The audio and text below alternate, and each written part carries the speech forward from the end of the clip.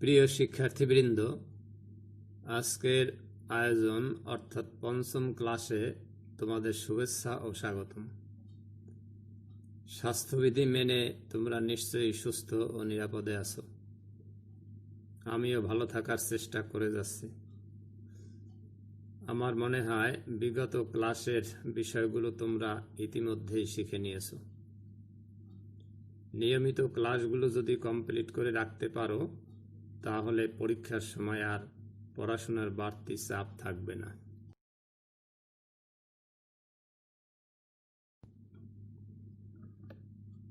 আমরা এবার আলোচনা করব সয়েল টিলেজ সম্পর্কে। ভূমিকর্ষণ টিলেজ। ভূমিকর্ষণ হচ্ছে যে কোনো উদ্দেশ্যে ভূমির যান্ত্রিক ব্যবহার। কিন্তু কৃষিক্ষেত্রে ভূমিকর্ষণ বলতে উদ্ভিদ বৃদ্ধি ও অনুকূল অবস্থা সৃষ্টির জন্য মৃত্তিকার ভৌত বৈশিষ্ট্য উন্নয়নের উদ্দেশ্যে জমিতে পরিচালিত সকল প্রকার কর্মকাণ্ডকে বোঝায়। অন্য কথায়, মাটিতে বীজ বপনের পর বীজের সুষ্ঠু অঙ্কুরোদ্গম, চারা রোপণকৃত চারার সুষম বৃদ্ধি ও উন্নয়নের জন্য বপন পূর্ব ও বপন পরবর্তী ভূমিকে নানা প্রকার যন্ত্রপাতির সাহায্যে আলোড়িত, নরম, আলগা ও গুঁড়া করে ঝুরঝুরা করার প্রক্রিয়াকে ভূমিকর্ষণ বলা হয়। সংক্ষেপে, গাছের সুষম বৃদ্ধির জন্য নানা প্রকার যন্ত্রপাতির সাহায্যে মাটিকে আন্দোলিত করে মাটির ভৌতিক, রাসায়নিক ও জৈবিক অবস্থার পরিবর্তন সাধনের প্রণালীকে সামগ্রিকভাবে ভূমিকর্ষণ বলা হয়। ভূমিকর্ষণের উদ্দেশ্য, পারপোজেস অফ টিলেজ। ভূমিকর্ষণের মূল উদ্দেশ্য হচ্ছে একটি উত্তম বীজতলা তৈরি, আগাছা নিয়ন্ত্রণ এবং উদ্ভিদ বৃদ্ধির অনুকূলে মৃত্তিকার ভৌত উন্নয়ন সাধন করা। ভূমিকর্ষণের উদ্দেশ্য নিম্নলিখিত প্রকারের হতে পারে: ভৌত উদ্দেশ্য, রাসায়নিক উদ্দেশ্য ও জৈবিক উদ্দেশ্য। এবার আমরা এই তিনটি বিষয়ের বিস্তারিত আলোচনা করব। ভৌত উদ্দেশ্য: বীজের অঙ্কুরোদ্গম সহজতর করার জন্য একটি উপযুক্ত বীজতলা তৈরি করা, মৃত্তিকার পানি ধারণ ক্ষমতা বৃদ্ধি করা। যদি অকর্ষিত জমির উপরিভাগ শক্ত ও জমাটবদ্ধ থাকে তবে বৃষ্টিপাত সহজে মৃত্তিকার অভ্যন্তরে প্রবেশ করতে পারে না, কিন্তু কর্ষণের ফলে মৃত্তিকা ঝুরঝুরে, আলগা হওয়ায় মৃত্তিকায় পানির অনুপ্রবেশ বৃদ্ধি পায়। কর্ষণ কার্যক্রম কৈশিক টানের মাধ্যমে মৃত্তিকার নিম্ন স্তর থেকে উপরি স্তরে আর্দ্রতার স্থানান্তর এবং বাষ্পীভবনের ফলে পানির অপসারণ প্রতিরোধ করে মৃত্তিকায় আর্দ্রতা সংরক্ষণ করে। মৃত্তিকা থেকে কেটে নেওয়া ফসলের অবশিষ্ট নাড়া ও সার হিসেবে ব্যবহৃত জৈব পদার্থ মৃত্তিকার সাথে উত্তম রূপে মিশিয়ে দেওয়া।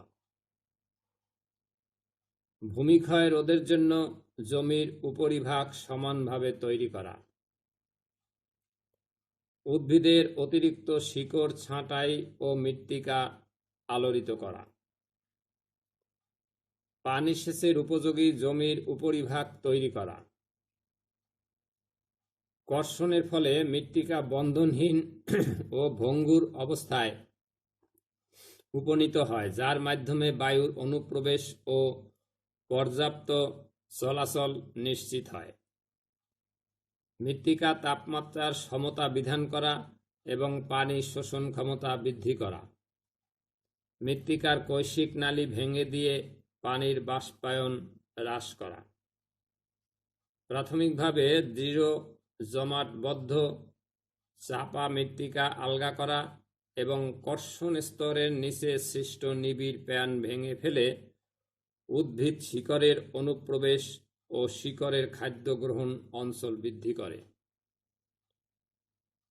জৈব ও অজৈব সার মৃত্তিকার সাথে মিশ্রিত করা। এগুলো হলো ভৌত উদ্দেশ্য। এবারে রাসায়নিক উদ্দেশ্য। উদ্ভিদ পুষ্টি উপাদানের সহজলভ্যতা বৃদ্ধি করা। ভূমিকর্ষণের ফলে কর্ষিত জমি পানি, বায়ু ও সূর্যকিরণের সংস্পর্শে আসলে মৃত্তিকাস্থ পুষ্টি উপাদান গাছের জন্য লভ্যাকারে পরিণত হয়। লবণাক্ত ও ক্ষারীয় মৃত্তিকা পুনরুদ্ধার করা। মৃত্তিকার জৈবিক ও রাসায়নিক বিক্রিয়া ত্বরান্বিত করা।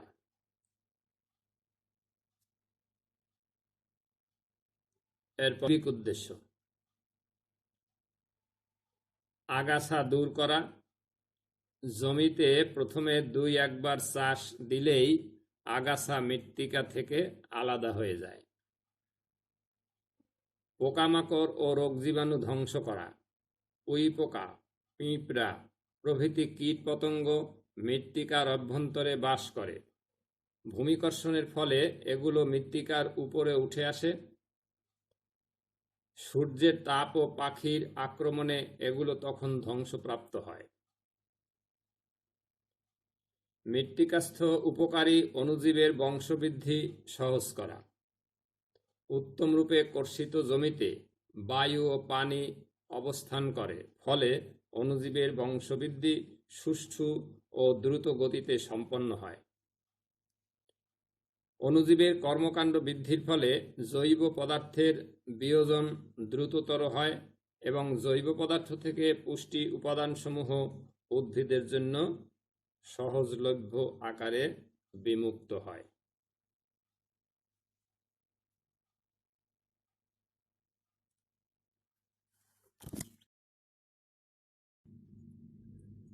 এবার আমরা যে বিষয়টি আলোচনা করব তা হলো মেথডস অফ টিলেজ প্র্যাকটিসেস।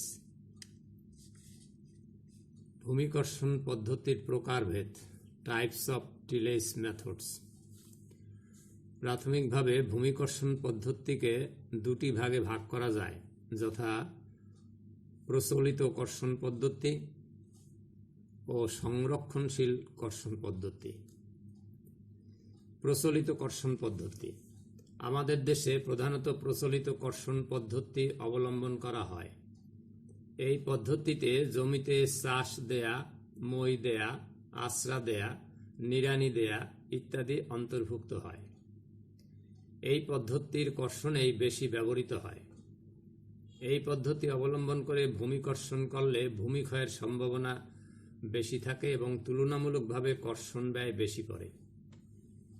কর্ষণের উদ্দেশ্য প্রকৃতির উপর নির্ভর করে প্রচলিত ভূমিকর্ষণকে নিম্নলিখিত ভাগে ভাগ করা যায়। প্লাউইং বা লাঙ্গলের সাহায্যে চাষ, হ্যারোয়িং বা আশ্রা দেওয়া, ল্যান্ডারিং বা মই দেওয়া, সিজেলিং,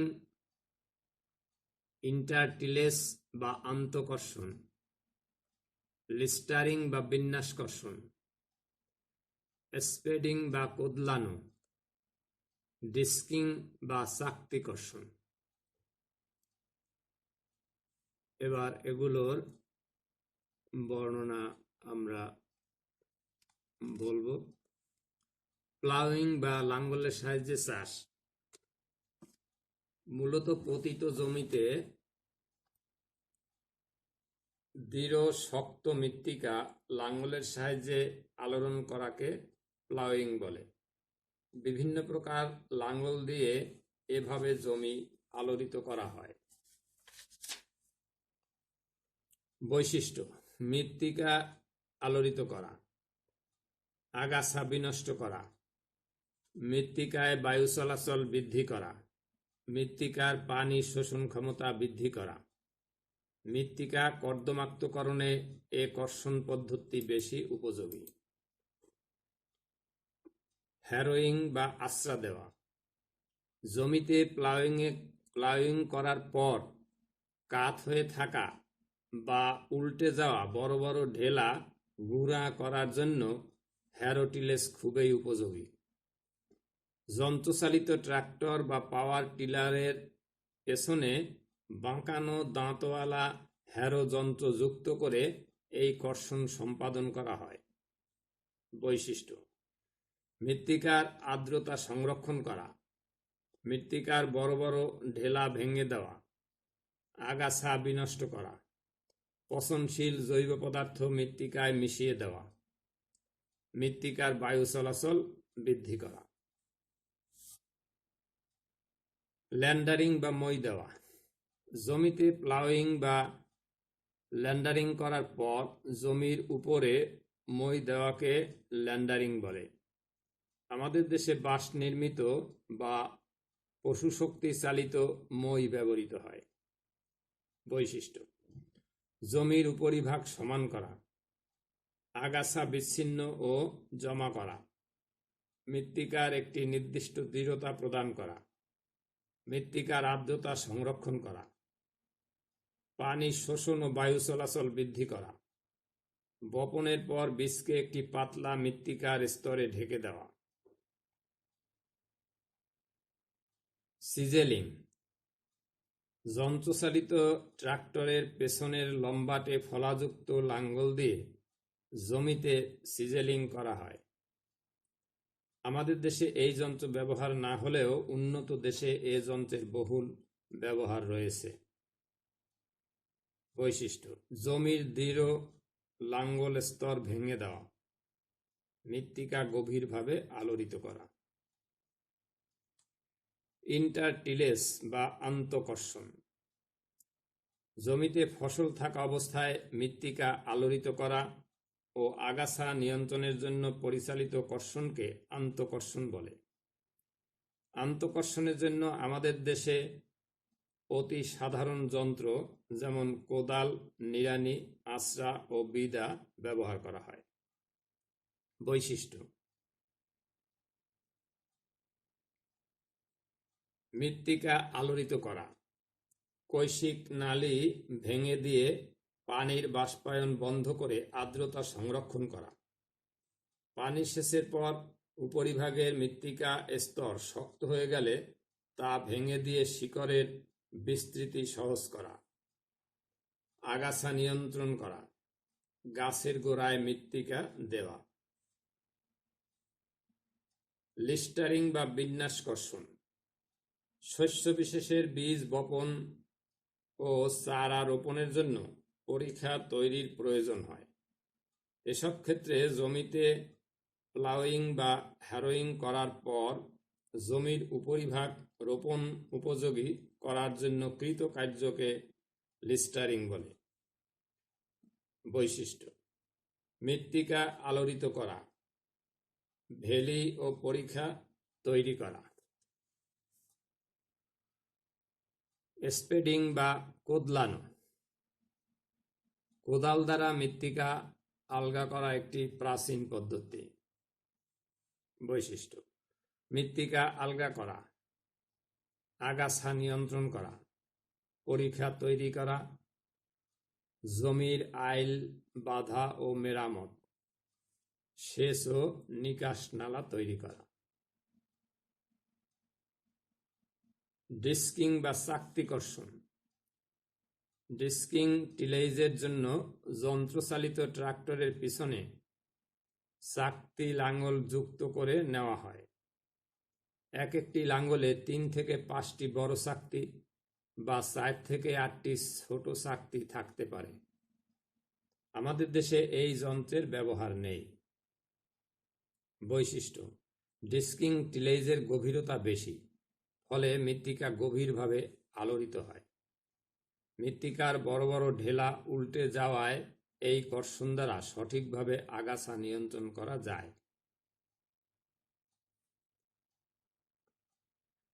এই হলো প্রচলিত কর্ষণ পদ্ধতি। এরপরে সংরক্ষণশীল কর্ষণ পদ্ধতি। যে ভূমি কর্ষণ ক্রম অবলম্বনের ফলে মৃত্তিকা ও পানির তুলনামূলক অবক্ষয় বা অপচয় কম হয় তাকে সংরক্ষণশীল কর্ষণ পদ্ধতি বলে। এ পদ্ধতিতে সর্বনিম্ন সংখ্যক চাষ ও মই দিয়ে ভূমিকর্ষণ বা ফসল উৎপাদন করা হয়। কনজারভেশন টিলেসকে নিম্নলিখিত ভাগে ভাগ করা যায়, যথা শূন্য কর্ষণ, অল্প বা ন্যূনতম কর্ষণ, স্ট্রিপ বা সোপান কর্ষণ ও অন্ধ কর্ষণ। শূন্য কর্ষণ, যে পদ্ধতিতে জমিতে বীজ রোপণের উপযোগী সামান্য গর্ত করা ব্যতীত বীজতলা তৈরির জন্য অন্য কোনো প্রকার কর্ষণ করা হয় না, তাকে শূন্য কর্ষণ বলে। এই পদ্ধতিতে জমির সকল অংশে কর্ষণ করা হয় না। এটি এক প্রকার সংরক্ষণজনিত কর্ষণ পদ্ধতি। এই পদ্ধতিতে সমস্ত জমিতে চাষ দিয়ে মৃত্তিকা আলোড়িত করা হয় না। কখনো কখনো পতিত জমিতেই বীজ বপন করা হয়, আবার কখনো কখনো জমিতে দণ্ডায়মান ফসলের মধ্যেই বীজ বপন করা হয়, যেমন রোপা আমন ধানের ক্ষেতে খেসারি, সরিষা। আবার অনেক সময় রোপা আমন ধানের গাছের গোড়ায় গোল আলু বীজ রাখা হয় এবং ধান কেটে নেওয়ার পর খড়কুটা দিয়ে আলুর বীজ ঢেকে দেওয়া হয়। এতে বিনা চাষে আলুর ফলন চাষকৃত জমির চেয়ে অনেক বেশি হয়। তাছাড়া যেসব গাছ দূরে দূরে রোপণ করা হয়, সেক্ষেত্রে কেবলমাত্র গর্ত বা রোপণের স্থানেই কর্ষণ করা হয়। বৃক্ষজাতীয় ফসল, কমলা লেবু, চা, লাউ, কুমড়া, ঝিঙ্গা, চিচিঙ্গা প্রভৃতি ফসলের জন্য এ কর্ষণ পদ্ধতি উপযোগী। সুবিধা: চাষের খরচ ও সময় হ্রাস করা যায়। পূর্ব ফসলের অবশিষ্টাংশ ভূমির উপরিভাগকে ক্ষয় থেকে রক্ষা করে। জমির আর্দ্রতা ও পুষ্টির অপচয় কম হয়। উদ্ভিদের শিকড় অঞ্চলে অধিক পানি সংরক্ষিত হয়। অসুবিধা: জৈব পদার্থের বিয়োজন বিঘ্নিত হয়। রাসায়নিক সার মৃত্তিকার সাথে মেশানো যায় না। আগাছা দমনে অসুবিধা হয়। উদ্ভিদের শিকড়ের বৃদ্ধি কম হওয়ার সম্ভাবনা থাকে। রোগ পোকার আক্রমণ বেশি হতে পারে।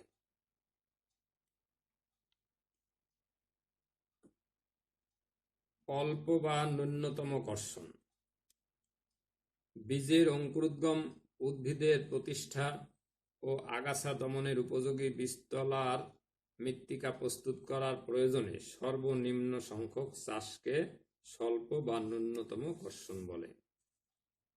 স্ট্রিপ বা সোপান কর্ষণ: যে পদ্ধতিতে শুধু গাছ রোপণ স্থানে লম্বাকারে সারি কর্ষণ করা হয় তাকে স্ট্রিপ কর্ষণ বলে। অন্ধ কর্ষণ: বীজ থেকে চারা গজানোর ঠিক পূর্বে যে কর্ষণ করা হয় তাকে অন্ধ কর্ষণ বলে। সাধারণত বীজ বপনের পরপরেই বৃষ্টি হয়ে মৃত্তিকার উপরিভাগ জমে শক্ত হয়ে গেলে এই ধরনের কর্ষণের প্রয়োজন হয়। এই কর্ষণ প্রধানত মৃত্তিকার বুনট ও জলবায়ুর অবস্থার উপর নির্ভরশীল। যদি মৃত্তিকার বুনট কর্দম হয় এবং প্রবল বৃষ্টিপাত হয়, তবে উপরের মৃত্তিকা ঘন বিন্যস্ত বা শক্ত হয়ে যায়, ফলে বীজ অঙ্কুরিত হয়ে মৃত্তিকা ভেদ করতে পারে না। এ অবস্থায় ভৌত পদ্ধতিতে মৃত্তিকার উপরিভাগ ভেঙে দিতে হয়, যাতে বীজ অঙ্কুরিত হয়ে মৃত্তিকার উপরে উঠতে পারে। সংরক্ষণশীল বা কনভেনশনাল টিলেজের বৈশিষ্ট্য: সব জমি চাষাবাদ করার প্রয়োজন হয় না, ফলে উৎপাদন খরচ কম হয়। ভূমিক্ষয় উল্লেখযোগ্য পরিমাণে কম হয়। সর্বনিম্ন কর্ষণ দ্বারা জমি আবাদ করা যায়। শ্রমিক খরচ কম লাগে।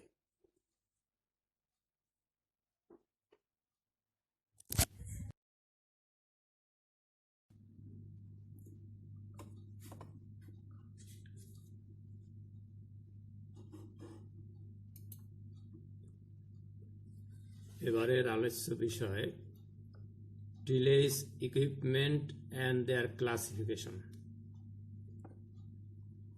ভূমিকর্ষণে ব্যবহৃত যন্ত্রপাতি। ভূমিকর্ষণে ব্যবহৃত যন্ত্রপাতিগুলো হলো লাঙল। এটি দুই প্রকার, যথা পশু শক্তি চালিত লাঙল ও যন্ত্রচালিত লাঙল। পশু শক্তি চালিত লাঙল এটি আবার দুই প্রকার, যথা দেশি লাঙল, মোলবোর্ড লাঙল। মোলবোর্ড লাঙল আবার দুই প্রকার, সাবকম মোল্ডবোর্ড, স্ট্যান্ডার্ড মোল্ডবোর্ড। যন্ত্রচালিত লাঙল। প্রধান যন্ত্রশক্তি চালিত লাঙলগুলো হলো power tiller, tractor, lister plough, chisel. মই এটি দুই প্রকার, যথা বাঁশের মই ও কাঠের মই। কোদাল, বিদা, নিড়ানি ও খুরপি, মুগুর। এছাড়া আজকাল অনেক আধুনিক কর্ষণ যন্ত্রপাতি রয়েছে, যেমন ডিস্ক প্লাউ বা চাকতি লাঙল, রোটারি বা ঘূর্ণি লাঙল, হ্যারো বা আধুনিক বিদা, disc harrow, spike tooth harrow, spring tooth harrow.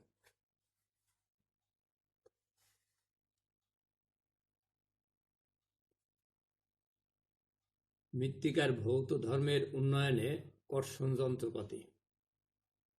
কর্ষণ কার্যে ব্যবহৃত প্রধান যন্ত্রপাতির বর্ণনা নিম্নে উল্লেখ করা হলো, যা মৃত্তিকার ভৌত ধর্ম উন্নয়নে সাহায্য করে। যেমন দেশি লাঙ্গল বা মোলবোর্ড লাঙ্গল মূলত পতিত জমির দৃঢ় শক্ত মৃত্তিকা লাঙ্গলের সাহায্যে আলোড়িত করা হয়। মোলবোর্ড লাঙ্গল দিয়ে গভীরভাবে জমি কর্ষণ করা যায়। এটি নিম্নরূপে মৃত্তিকার ভৌত ধর্মের উন্নয়ন ঘটায়। যেমন মৃত্তিকা হালকা ও ঝুরঝুরে হয়, দানাদার ও ক্রাম্প সংযুতি সৃষ্টি করে, যা মৃত্তিকায় ফসল উৎপাদনের জন্য অত্যন্ত কার্যকরী। মৃত্তিকায় বায়ু চলাচল বৃদ্ধি করে। মৃত্তিকার পানি শোষণ ক্ষমতা বৃদ্ধি করে। মৃত্তিকার রন্ধ্র পরিসরের পরিমাণ বৃদ্ধি করে।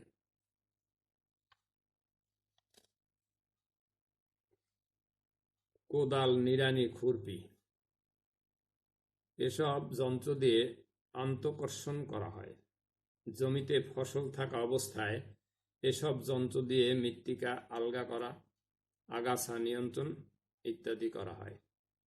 এটি নিম্নরূপে মৃত্তিকার ভৌত ধর্মের উন্নয়ন ঘটায়। যেমন মৃত্তিকা আলগা ও ঝুরঝুরা হয়, ফলে মৃত্তিকায় পানি ও বায়ু সহজে প্রবেশ করতে পারে। মৃত্তিকা বায়ু দ্রুত নবায়ন হতে পারে। পরিমিত তাপমাত্রা বজায় থাকে। কৈশিক নালী ভেঙে দেয় বলে বাষ্পায়ন বন্ধ হয়, ফলে আর্দ্রতা সংরক্ষিত হয়। মৃত্তিকার ভেদ্যতা বৃদ্ধি পায়। এরপরে আরেকটি যন্ত্রের উল্লেখ করব আমরা, যেটি অত্যন্ত আধুনিক, সেটি হলো মোলবোর্ড লাঙ্গল। দেশি লাঙ্গলের চেয়ে গভীরভাবে কর্ষণে সক্ষম যে লাঙ্গল ভারতীয় উপমহাদেশে প্রচলিত তাকে মোলবোর্ড লাঙ্গল বলে। এ লাঙ্গলের দেহে মোলবোর্ড নামক একটি অর্ধবৃত্তাকার চ্যাপ্টা অঙ্গ লাগানো থাকে, যা মৃত্তিকা উল্টানোর কাজে ব্যবহৃত হয়। ওজন ও কর্ষণের গভীরতার উপর নির্ভর করে এ লাঙ্গলকে 3 ভাগে ভাগ করা হয়, যথা হালকা মোলবোর্ড, মাঝারি মোলবোর্ড ও ভারী মোলবোর্ড। হালকা মোলবোর্ড এ লাঙ্গলের ওজন 19 থেকে 21 কেজি। সাধারণত পার্বত্য অঞ্চল সমূহ যেখানে ধান উৎপাদন বেশি হয়, সেখানে এ ধরনের লাঙ্গল ব্যবহৃত হয়। একজোড়া ছোট আকৃতির বলদ এ ধরনের লাঙ্গল টানার উপযোগী। লাঙ্গলের ফলা 150 মিলিমিটার লম্বা ইস্পাতের তৈরি। প্রতিদিন গড়ে 4 ঘন্টা হারে 0.202 হেক্টর থেকে 0.404 হেক্টর জমি এর সাহায্যে কর্ষণ করা যায়। এ লাঙ্গল 10 থেকে 15 সেন্টিমিটার চওড়া ও 8 থেকে 10 সেন্টিমিটার গভীর খাত তৈরি করতে পারে। মাঝারি মোলবোট, এর ওজন 24 থেকে 28 কেজি। এটি টানার জন্য শক্তিশালী একজোড়া বলদের প্রয়োজন। এতেও দৈনিক 4 ঘন্টা হারে 0.202 হেক্টর থেকে 0.404 হেক্টর জমি কর্ষণ করতে পারে। এর ফলা ও হাতল ইস্পাত নির্মিত এবং ফলাটি 150 মিলিমিটার লম্বা, 9 থেকে 20 সেন্টিমিটার চওড়া ও 10 থেকে 15 সেন্টিমিটার গভীর ক্ষত সৃষ্টি করতে পারে। সাধারণত গম উৎপাদন অঞ্চলে এটি ব্যবহৃত হয়। ভারী মোলবোট, কৃষ্ণ মৃত্তিকায় ভারী মোলবোট ব্যবহৃত হয়। এর ওজন 60 থেকে 100 কেজি। ইস ও হাতল ইস্পাতের তৈরি। ফলাটি 23 সেন্টিমিটার লম্বা। মোলবোট লাঙ্গলের বিভিন্ন অংশ হল হাতল, মোলবোট, ফলা, ইস। হাতল, এটি কাঠের তৈরি বা লোহা বা ইস্পাত তৈরি হতে পারে। এর শেষ অংশ সামান্য বাঁকানো থাকে, যার সাহায্যে লাঙ্গলকে চালানো হয়। এর এক প্রান্ত লাঙ্গলের তলায় এবং অন্য প্রান্ত ইসের সাথে যুক্ত থাকে, ফলে লাঙ্গল স্থায়ী থাকে এবং টানতে কম সময় লাগে। মোলবোট, এটি লাঙ্গলের মূল অংশ। এই অংশটি মৃত্তিকা কাটে এবং উল্টিয়ে দেয়। এই অংশ ইস্পাতের তৈরি এবং এটি যন্ত্রের দেহের সাথে ভালোভাবে আটকানো থাকে। ফলা, এটি ইস্পাতের তৈরি আয়তাকার পাতের মতো।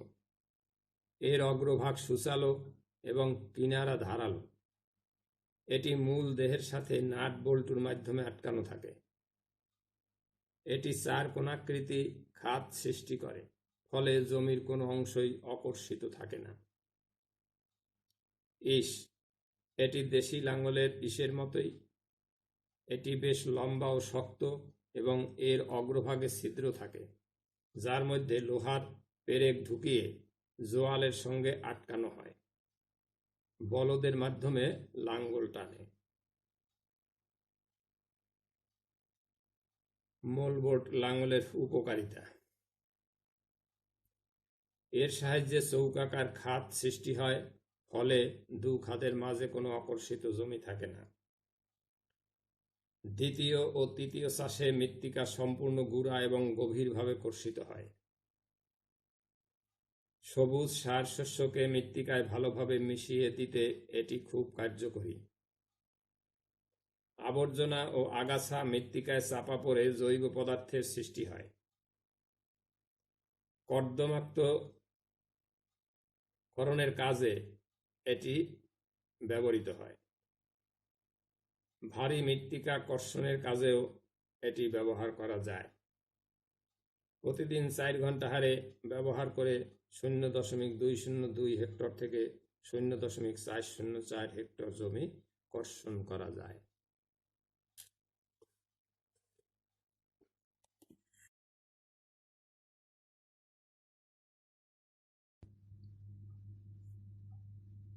এ পর্যন্ত যে আলোচনা করা হয়েছে তার সারমর্ম হল, বাংলাদেশের অর্থনীতি কৃষি নির্ভর।